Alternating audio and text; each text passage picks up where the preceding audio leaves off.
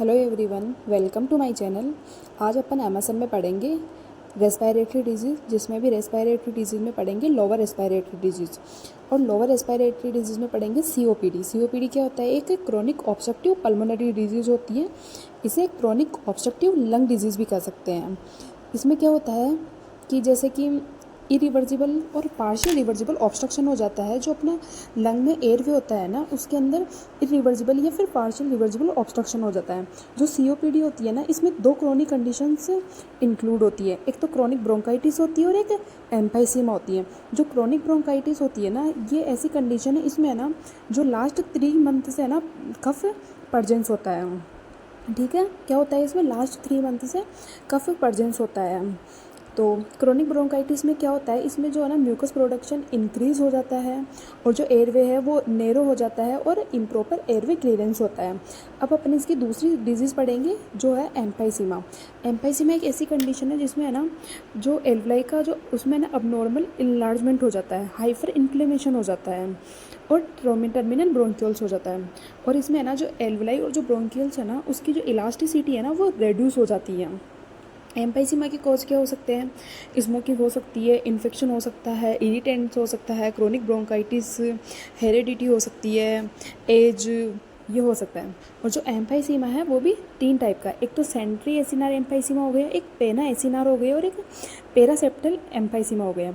Sentry acinar emphysema में क्या include है? इसमें है ना जो अपर लंग्स का इनलार्जमेंट इंक्लूड होता है। जैसे कि इसमें जो ब्रोंकियल्स इंक्लूड है, ना कि एलुलाई।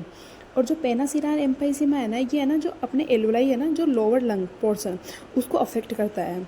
और जो पेरासेप्टल एम्फाइसीमा है ना, इसके अंदर इन्वॉल्व है डिस्टल एयरवे स्ट्रक्चर। ये जो एरोवल सेक हो गया, एलुलर डक्ट हो गई और जो डिस्टल स्ट्रक्चर इसमें इन्वॉल्व है। ठीक है, अपन इसकी ईटियोलॉजी पढ़ेंगे। ईटियोलॉजी क्या हो सकती है? ईटियोलॉजी क्या होता है कि कारण, किस वजह से सीओपीडी हो रहा है और क्रोनिक ऑब्स्ट्रक्टिव पल्मोनरी डिजीज़ हो रही है।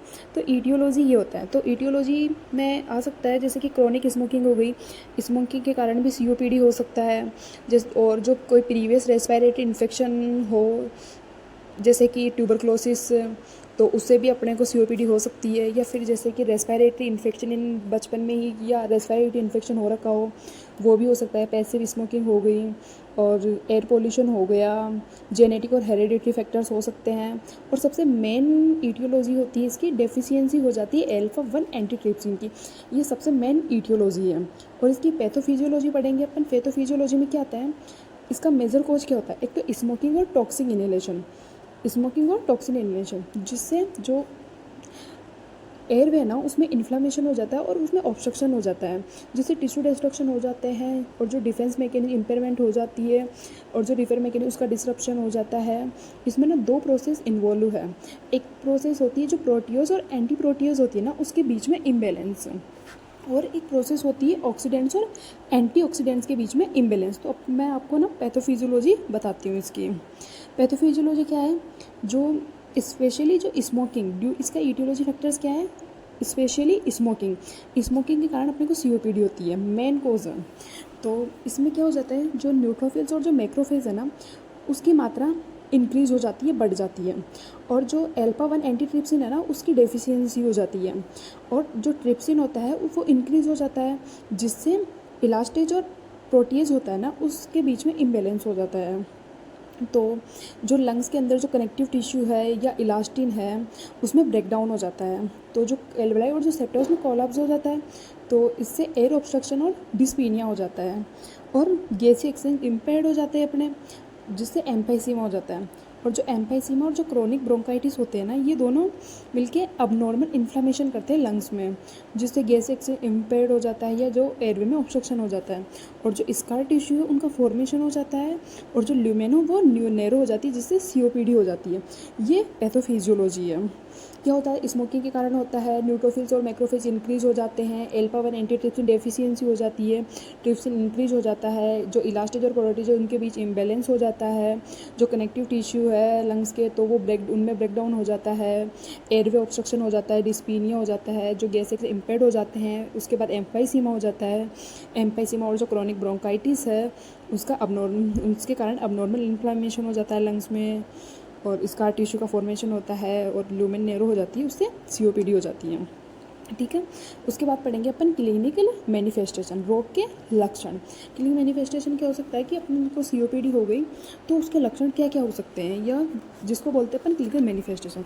तो डिस्पीनिया हो सकता है, प्रोडक्टिव कफ हो सकता है, जो एक्टिविटी और एक्सरसाइज इंटॉलरेंस हो सकता है, हाइपोक्सिमिया हो सकता है, जो ब्लड के अंदर ऑक्सीजन का लेवल कम हो जाता है, और जो हाइपरकैपनिया हो गया, CO2 का हाई लेवल और इंक्रीज म्यूकस प्रोडक्शन इंक्रीज हो गया, इंसोम्निया हो गया, इंस्टेनल पेन हो गया, ईडिमा हो गया, साइनोसिस हो गया, वेट लॉस हो गया, chest tightness, neck, when distension, ये सब हो गया। जो अपने को कम से कम 7-8 क्लिनिकल मैनिफेस्टेशन याद रखने हैं।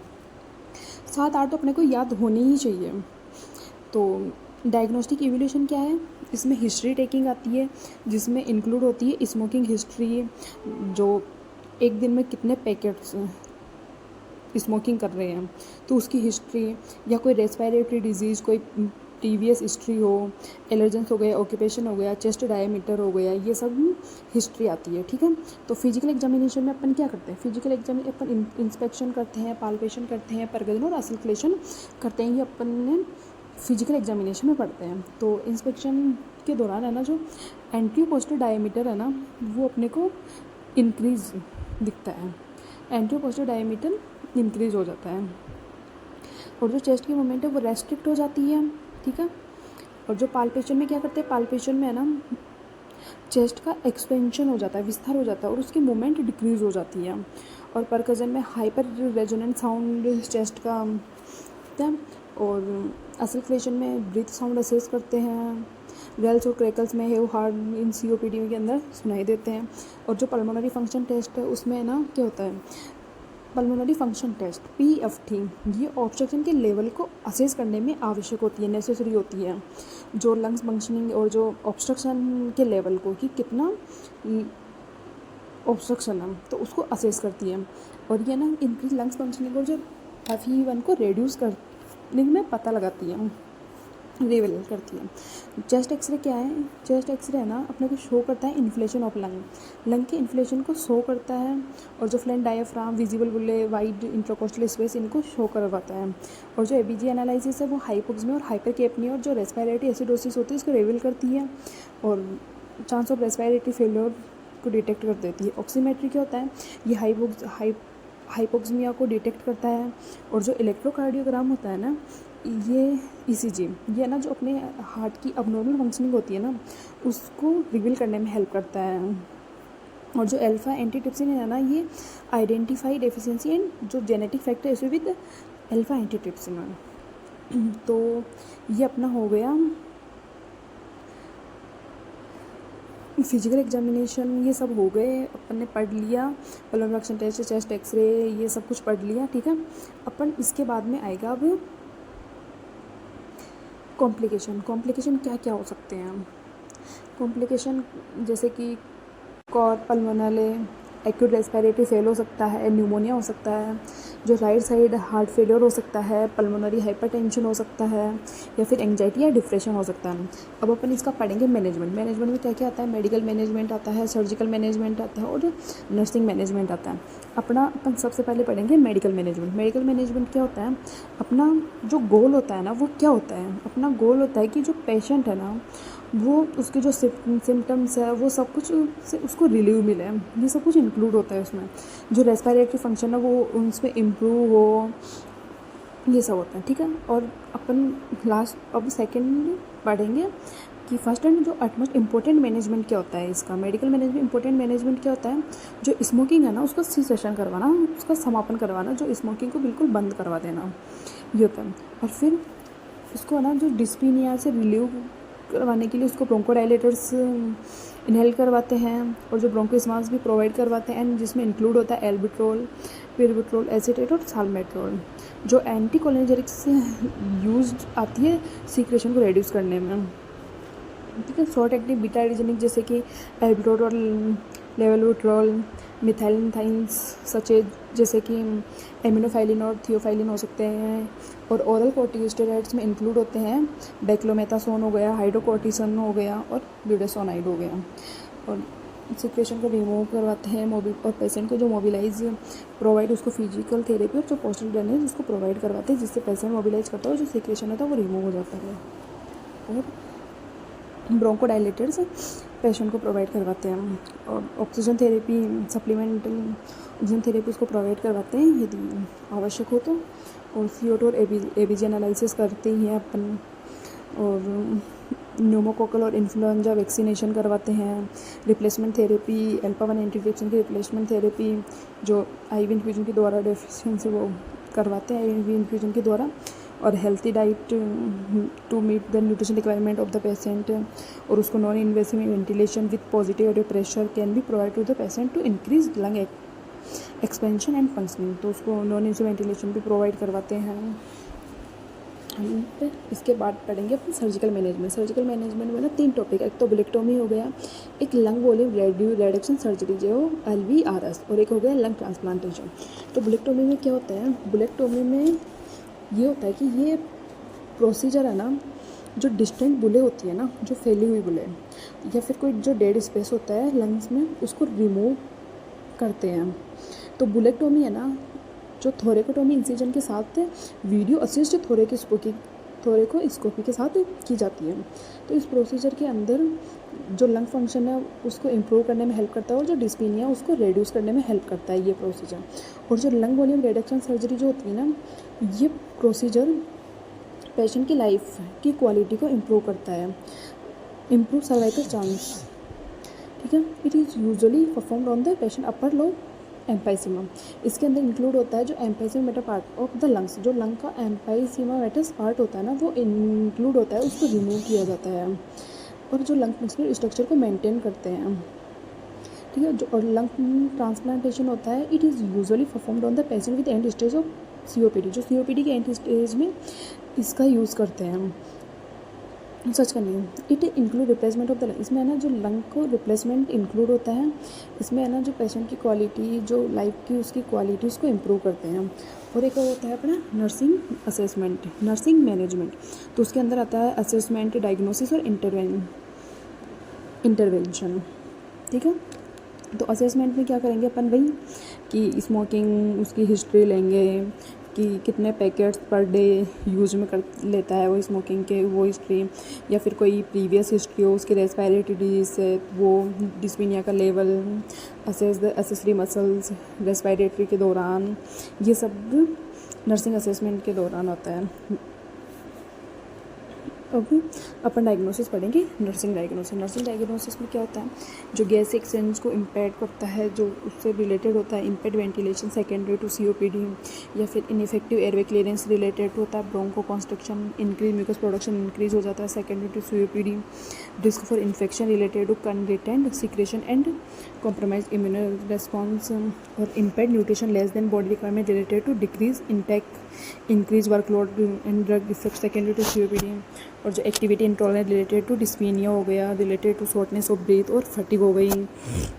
पढ़ेंगे अपन नर्सिंग इंटरवेंशन।